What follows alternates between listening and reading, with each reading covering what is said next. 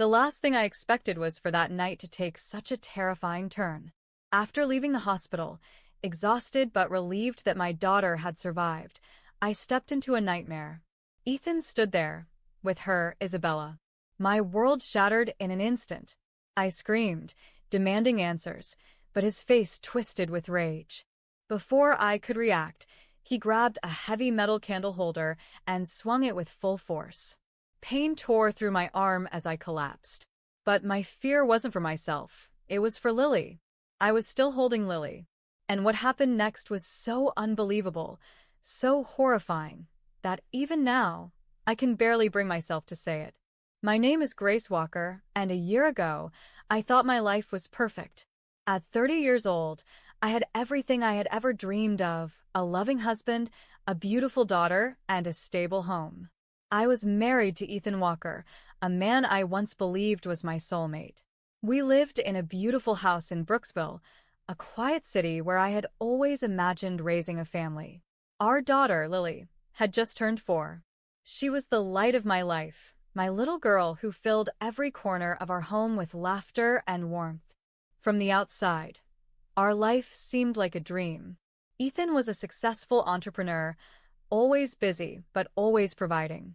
At 34, he was charming, ambitious, and carried himself with the confidence of a man who had built his own success. I was a stay-at-home mom, dedicating my days to raising Lily, playing with her, and planning her future. She was my whole world, and every time I looked into her bright, curious eyes, I felt an overwhelming sense of love and purpose. Ethan was often away on business trips, working hard to ensure we lived comfortably. I trusted him completely. I never questioned his late nights at the office or the sudden trips out of town. I believed in our marriage, in our little family. I thought that, no matter what, we were building a future together. I had no idea that the perfect life I believed in was nothing more than an illusion, and that everything was about to come crashing down around me. Looking back, the warning signs had always been there. I just didn't see them. Or maybe I didn't want to. Ethan had always been distant, his attention divided between work and his endless business trips, but I convinced myself that it was normal. That was what husbands did, right? They worked hard to provide for their families. But the truth was, I had been lying to myself for years. It all started unraveling on a seemingly ordinary day. Just after Lily's 3rd birthday, Ethan told me he had an important work trip. He kissed me on the forehead, told me he would be away for a few days, and left. It wasn't unusual. I had heard the same story before. I smiled, wished him a safe trip, and went back to caring for Lily. I had no idea that this trip would be different. A few days later, Lily caught a cold. At first, I wasn't worried. Children get sick all the time. I gave her medicine, let her rest, and waited for her fever to break. But by the 3rd day, things took a terrifying turn. Her fever spiked dangerously high, and she could barely keep her eyes open.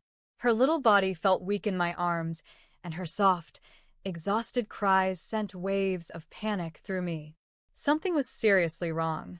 I grabbed my phone and called Ethan, my hands trembling as I held it to my ear. When he finally picked up, relief washed over me, until I heard the coldness in his voice. "Ethan," I gasped, trying to keep my voice steady, "Lily is really sick. She has a high fever, and I don't know what to do." There was a pause, then a sigh. "I'm about to board a plane, Grace. You'll have to handle it. She's probably fine. Just give her some medicine." I felt my heart drop. "Ethan, it's serious. She needs a doctor." His tone hardened. "I'm not canceling a business trip over a little fever. You're her mother. Handle it." And then, just like that, he hung up. I stood there, frozen, the phone still pressed against my ear.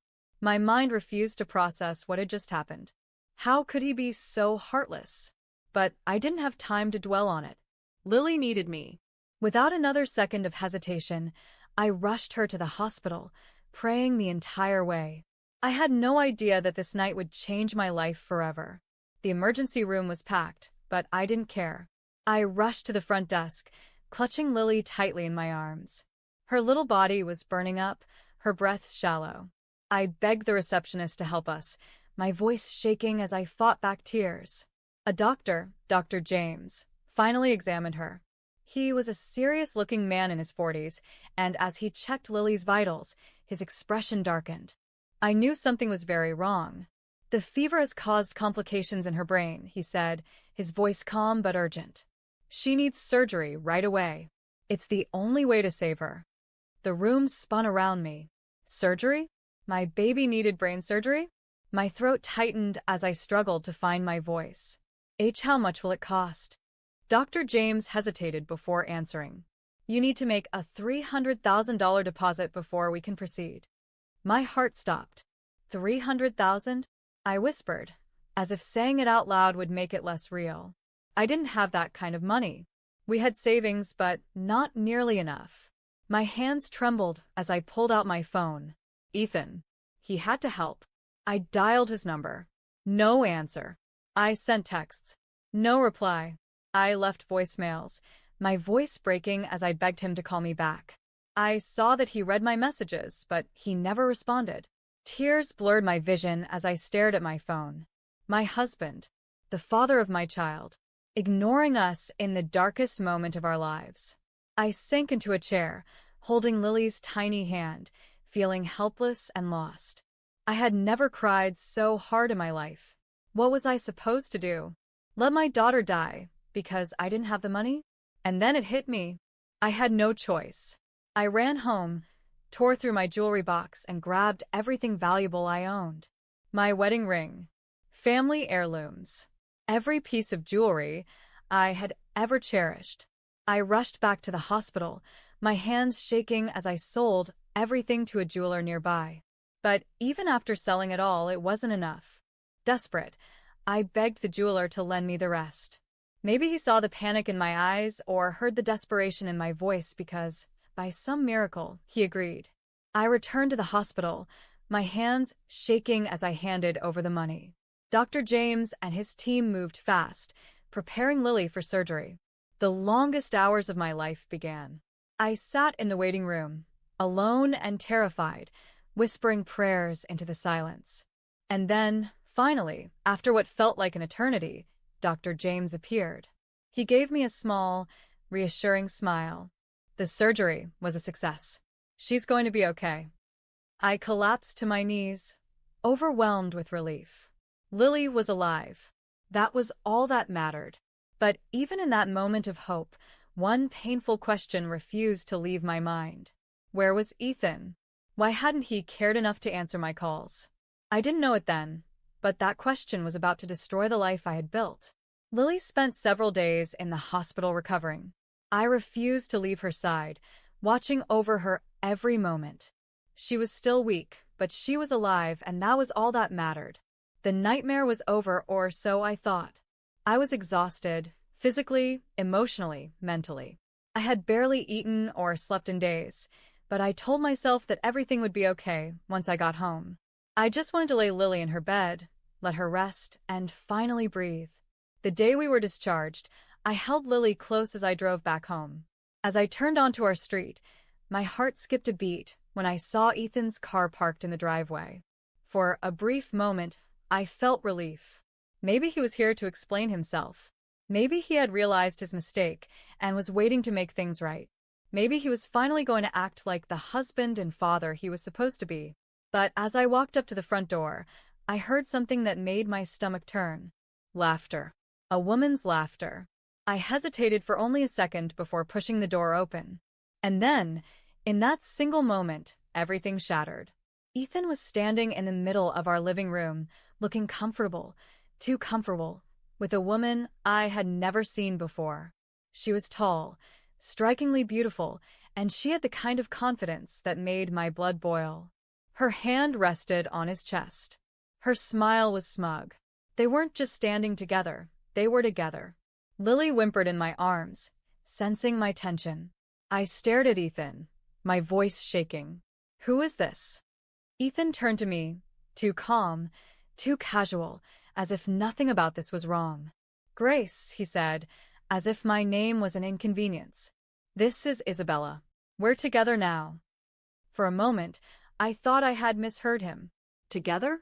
My throat went dry, my heartbeat pounding in my ears. What do you mean?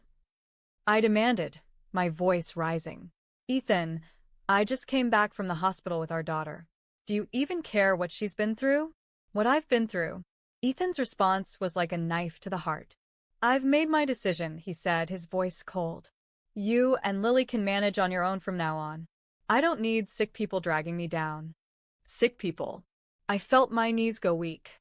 Was this really the man I married? The father of my child? The room was spinning. I could hear Isabella snicker beside him, and the sound made my skin crawl. It's nothing personal, she said, her voice dripping with fake sweetness. Ethan, and I just have something you wouldn't understand. Something inside me snapped. How dare you? I shouted, finally breaking free from the shock. I've been holding this family together while you were off playing with your little girlfriend. Do you even know what I had to do to save our daughter's life? I sold everything. My wedding ring. My mother's necklace. Because you, my voice broke, because you didn't care enough to answer your phone. Ethan shrugged, his face blank, emotionless. That's your problem, Grace. Not mine. Before I could even process his words, he turned to the door, opened it, and gestured outside. You need to leave. His tone was final. I've already packed your things. They're outside. I blinked. My breath caught in my throat. You're kicking us out? Where are we supposed to go, Ethan? I whispered, my voice breaking. This is Lily's home. But he didn't hesitate. It's my house, he said, his words like a slap to the face. You'll figure it out. Behind him, Isabella leaned against the doorframe, smirking. Good luck, Grace, she purred, her voice mocking. I felt Lily's tiny arms tighten around me, her innocent face buried in my shoulder. She didn't understand what was happening, but she knew enough to be afraid. Something inside me hardened. I stood tall, even as tears ran down my face. You'll regret this, Ethan, I said, my voice steady. You're a coward and a liar, and I will make sure the world knows it. Ethan didn't even flinch. Do what you need to do, he said, slamming the door in my face. And just like that, I was homeless. Standing outside in the cold night, a mix of fury and despair filled me. I looked down at Lily, her warm little body pressed against mine. I held her close and whispered, more to myself than to her. It's going to be okay. We'll get through this. I promise. But deep down, I had no idea where to go. All I knew was that I wasn't giving up. I stood frozen on the doorstep, my mind racing. The shock of betrayal was one thing, but the rage building inside me was something else entirely. Ethan had thrown me and Lily out like we were nothing. I had given this man everything, and he had tossed us aside without a second thought. But I wasn't leaving without a fight. I turned back toward the door, my hands trembling with fury. I pounded my fist against the wood. You don't get to do this, Ethan. I yelled, my voice breaking. You don't get to destroy our family and just walk away. Inside, I heard footsteps approaching, and a second later, the door flew open. Ethan stood there, his face twisted with irritation. Isabella stood behind him, her arms crossed, an amused smirk on her lips. Are you seriously going to make a scene? He snapped. Just leave, Grace. This conversation is over. No, I spat, stepping closer. I gave you everything. I saved our daughter's life without a single word from you. And now you're standing here, pretending none of it ever mattered? I deserve answers, Ethan. I barely noticed how tense his posture became, how his hands clenched into tight fists. Grace, I don't owe you anything. His voice was sharp, like a blade cutting through the night. I told you to leave. Take your daughter and get the hell out of my house. Your house. I let out a bitter laugh. Do you even hear yourself? This was supposed to be our home. Ours. But you ruined everything. Ethan's calm mask cracked. I saw it. The way his jaw tightened, his eyes flashed with something dark. He wasn't just annoyed anymore. He was furious. And then, before I could react, he grabbed the heavy metal candle holder from the table next to the door. I barely had time to process what was happening before he swung it at me. Pain exploded through my arm as I instinctively raised it to shield myself. The impact was brutal, knocking me backward. A deep bruise instantly formed, a sharp ache spreading through my entire arm. My legs gave out for a split second and I almost dropped Lily. She let out a frightened cry, clutching onto me, her small fingers digging into my shoulders. I gasped, stumbling, my vision blurred with shock and pain. Ethan stood over me, the candle holder still clutched in his grip, his chest heaving. My breath hitched. He had actually hit me. For a moment, everything around me blurred. This wasn't my husband. This wasn't the man I had spent years with, the man I had trusted. This was a stranger, a monster. And I knew then, without a doubt, that there was no going back. Lily's soft sobs snapped me back to reality. My daughter had just watched her father attack me. That was all that mattered. I forced myself to stand up. My entire body was trembling, but I held Lily closer, shielding her. I looked Ethan dead in the eyes. "You'll pay for this," I whispered, my voice raw. And this time, I wasn't just talking about his betrayal. I was talking about everything. I turned around, cradling Lily against me, and walked away, into the night, into the unknown, into the beginning of something new. But I wasn't broken. I was angry, and I was ready for revenge. I walked away from that house, from my past, from my pain, from the man who had just shattered everything I had left. My arm throbbed from the blow, and every step felt heavier than the last. But I didn't stop. I couldn't stop. I had Lily in my arms, and she was all that mattered now. My vision blurred with pain and exhaustion. My arm was swollen from where Ethan had struck me with a metal candle holder, and I could feel a deep throbbing ache spreading through my muscles. I wasn't sure if my arm was broken or just badly bruised, but I knew I couldn't ignore it. I needed to get to a hospital. I spotted a cab parked near the street corner. The driver must have seen the panic on my face because he didn't hesitate to let me in. I clutched Lily tightly as I gave him the address of the nearest hospital. The bright hospital lights stung my tired eyes as I stepped inside the emergency room. The receptionist took one look at my injury and Lily's sleepy, frightened face and quickly called for a doctor. A nurse guided me to a small examination room. My arm was already turning a deep shade of purple. The pain was getting worse. A doctor arrived shortly after. Dr. Patel, his name tag read. He examined my arm, his expression tight with concern. "You're lucky," he said. "No fractures, but you have a severe bruise and some soft tissue damage. I'll prescribe pain medication, but you need to avoid lifting anything heavy for a while." I let out a shaky breath. "I don't have that option," I whispered, glancing at Lily, who was curled up beside me. Dr. Patel's expression softened. "Do you have somewhere safe to go?" I hesitated. No. I didn't. Not anymore. Then I thought of Michelle. I reached into my pocket and dialed her number. She picked up immediately. "Grace." Her voice was filled with concern. Tears burned my eyes. "Michelle, I need help." She didn't ask questions. "Tell me where you are." "I'm coming right now." By the time I was discharged, Michelle was already waiting for me outside the hospital. She rushed forward, wrapping her arms around me in a tight hug. "You're safe now," she whispered. "We'll figure this out together." I let out a slow, shaky breath. I wasn't alone.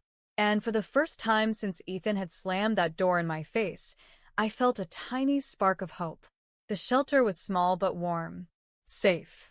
Michelle led me inside, guiding me past the quiet hum of voices and the distant sound of children playing in the background. She brought me to her small office, where she handed me a blanket and a cup of tea. I didn't realize I was shaking until I wrapped my hands around the warm mug. Lily curled up beside me, already dozing off in exhaustion. I brushed a strand of hair from her face, my chest tightening at how small and fragile she looked. Michelle sat across from me, studying me with eyes filled with both anger and worry. "Tell me everything," she said softly. So I did. I told her about Ethan ignoring my calls while Lily was dying in the hospital. About how I sold everything I owned to save my daughter while my husband was off with another woman. About how he attacked me with a candle holder and threw me out like garbage. Michelle's hands curled into fists on the table. "That bastard," she muttered. "I always had a bad feeling about him. But this is worse than I ever imagined." I swallowed hard. "It doesn't even make sense, Michelle. Why did he do this? Why turn so cruel all of a sudden?" Michelle hesitated, then leaned forward. "That's what I wanted to talk to you about, Grace. I think there's more to this. A man doesn't just throw his family away overnight. Something else is going on here." I frowned, confused. "Like what?" She exhaled, tapping her fingers on the table. "I know someone who can help us find out. A private investigator. His name is Austin. He's good at uncovering the truth. If Ethan is hiding something, and I'm almost certain he is, Austin will find it." A private investigator? The thought sent a chill down my spine. But deep down, I knew Michelle was right. I needed answers. "Call him," I said. The next day, Michelle introduced me to Austin Reed. He was in his early 50s, sharp-eyed, and spoke in a calm, measured voice. The kind of man who noticed everything. He sat across from me in Michelle's office, flipping through a small notebook as he listened to my story. When I finished, he nodded thoughtfully. "I'll look into him," Austin said.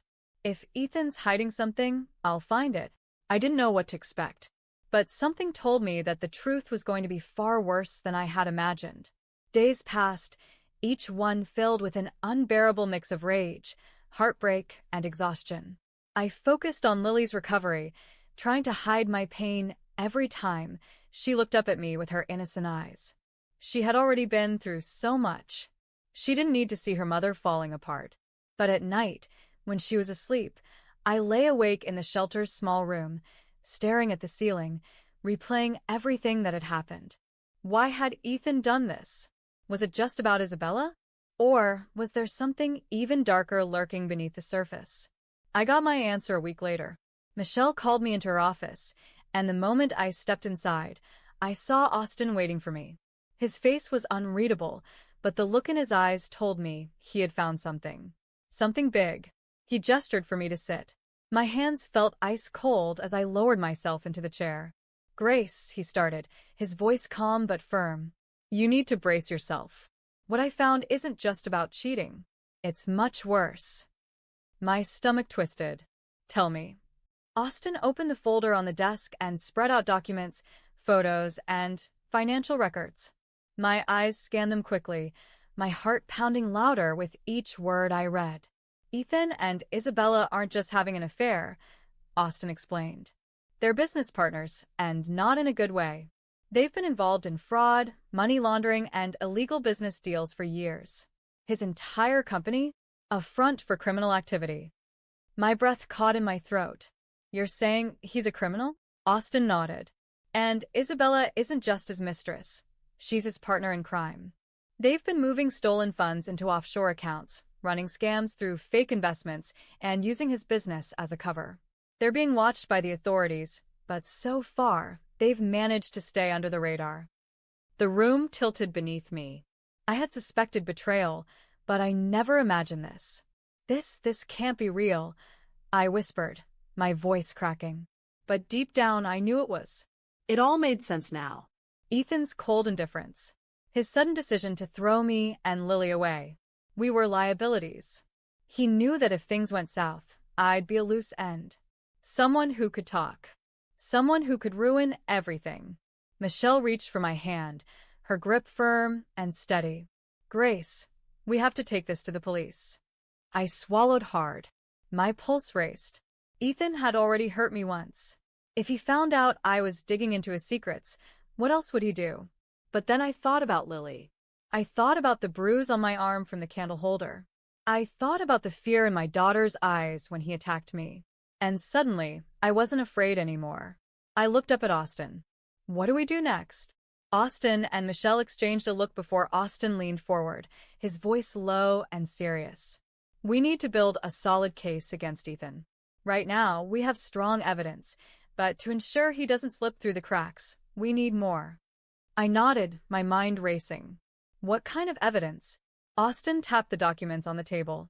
"Financial records, witness statements, and any communication that links him directly to the fraud."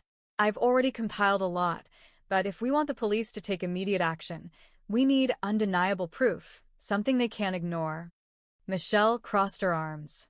Grace, do you have access to any of Ethan's documents? Bank statements? Emails? Anything? I thought about it for a moment. Not since he threw me out. He probably changed everything by now. Austin nodded. That's what I figured. But we have another option. Ethan's business partners, some of them may not even know they're being used in his schemes. If we find someone who feels cheated by him, we could get a testimony that exposes him. I clenched my jaw. So we find someone willing to talk. Austin smirked. Already ahead of you. I've been tracking a former employee of Ethan's, a guy named Daniel Carter. He left the company 6 months ago under suspicious circumstances. I have a feeling he knows something. Michelle exhaled. And what about Isabella? Austin's expression darkened. She's just as deep in this as Ethan. If she ever feels like he's going to turn on her, she might be the first one to flip. That thought made my stomach churn. Isabella had already destroyed my life in more ways than one, but if she could help bring Ethan down, I wasn't above using that to my advantage. Michelle reached for my hand again. Grace, this is your chance.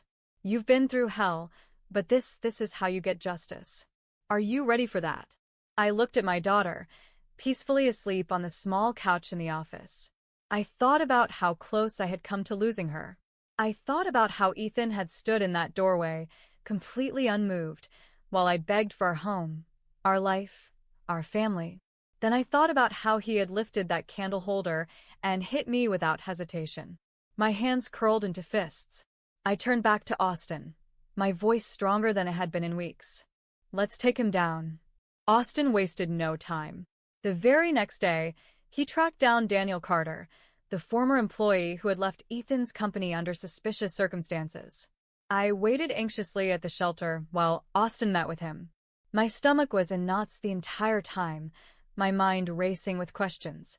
Would Daniel be willing to talk? Would he even have useful information? When Austin returned later that evening, his expression told me everything.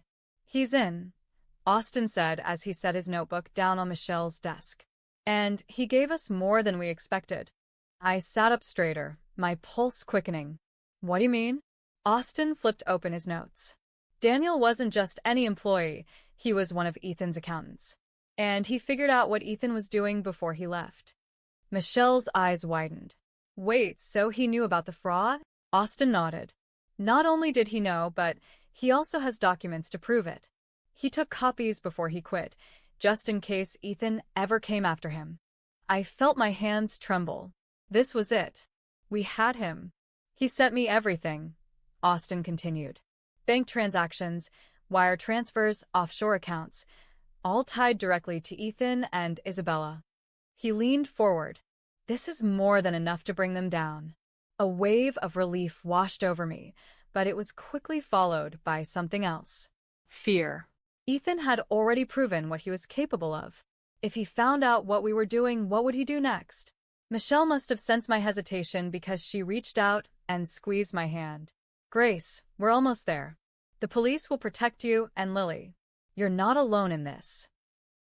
I swallowed hard and nodded. So, what's next? Austin exhaled. I'll take this to the authorities. With this level of proof, they won't just investigate, they'll move fast. I clenched my jaw. Then let's do it. 2 days later, it happened. Austin had taken everything to the authorities, and they had moved faster than any of us expected. That evening, I sat in the shelter's common room, my hands gripping my phone so tightly my knuckles turned white. I was waiting for the moment that Ethan's world came crashing down. Then it happened. A news alert popped up on my phone screen. Breaking news: police raid local business for fraud and money laundering. CEO and partner taken into custody. I barely had time to process it before Michelle came rushing in, her eyes wide with shock. Grace, she gasped, shoving her phone in front of me. It was Ethan. There on the screen was a photo of him being led away in handcuffs.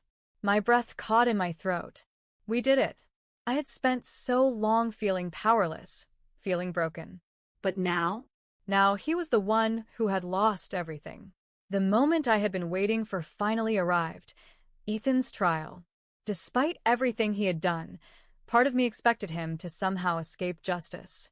He had always been a man who could talk his way out of anything, a man who thrived on control. But this time, he had no power left. Michelle and Austin sat beside me in the courtroom, their presence a steady source of strength. Lily wasn't with me. She was safe with one of the shelter's volunteers. She didn't need to see this. When they brought Ethan in, my entire body tensed. He looked different, thinner, paler, and angrier. His expensive suit was gone, replaced by a prison jumpsuit, and for the first time in years, I saw something in his eyes that I had never seen before. Fear. I held my head high as the trial began. My lawyer, Brittany Reynolds, was sharp and unshakable. She laid out the entire case against Ethan and Isabella, detailing their fraud, money laundering, and offshore accounts. Then came the part that mattered most to me. Brittany turned toward the jury, her voice steady. Beyond the financial crimes, Ethan Walker is also guilty of domestic violence. He assaulted his wife, Grace Walker, in their home while she held their 4-year-old daughter. I swallowed hard as all eyes turned to me. This was it, my moment to finally tell my story. I walked to the stand, my hands slightly trembling as I took a deep breath. I swore to tell the truth. Then I began. I told them everything. How Ethan had ignored my desperate calls while Lily was dying in the hospital. How I had sold everything I owned to save her life while he was off with another woman. How I came home to find him with Isabella. And how, when I refused to leave, he attacked me with a heavy metal candle holder, nearly causing me to drop my child. I saw the way the jury's faces hardened as I spoke. They felt my pain. They saw the truth. Then came the moment I had been waiting for. Brittany turned toward Ethan, her voice sharp. "Mr. Walker, do you deny physically assaulting your wife?" Ethan shifted in his seat. His usual arrogance flickered, his confidence cracking. I was just trying to get her to leave. Brittany didn't back down. By attacking her while she was holding your child? Ethan had no response. The courtroom murmured. He had lost. He knew it. We all knew it. It didn't take long for the jury to reach a decision. Guilty. Ethan and Isabella were both sentenced to long-term prison time for fraud and money laundering. But Ethan's punishment didn't stop there. He was also convicted of aggravated assault and domestic violence, adding additional years to his sentence. The judge's voice rang through the courtroom. This court grants full custody of Lily Walker to her mother, Grace Walker. Additionally, Mrs. Walker is awarded ownership of all legally acquired assets previously belonging to Mr. Walker, ensuring financial security for herself and her child. Tears streamed down my face. It was over. I turned to Michelle, who grabbed my hand and squeezed it. "You did it, Grace," she whispered. "You stood up for yourself." For Lily. For the first time in a long time, I felt free. 2 months after the trial, I officially filed for divorce. Ethan was already rotting in prison, and Isabella, once so smug and confident, was now nothing more than a disgraced criminal. The divorce process was quick and clean. Ethan didn't even try to fight it. What could he do? He had lost everything. The day the papers were finalized, I sat in the shelter's small common room, staring at the document in my hands. It was over. For real this time. Michelle sat beside me, grinning. "How does it feel to be free?" I let out a slow breath. Like I can finally breathe again. We both laughed. Lily ran into the room, giggling as she held up a drawing she had made. "Mommy, look," she beamed. I looked at the picture. It was a drawing of me and her, standing in front of a little house with a bright yellow sun shining above us. My throat tightened. I pulled her into my arms, kissing her forehead. "Yes, sweetheart," I whispered. "We're happy now." And for the first time in forever, I truly believed it.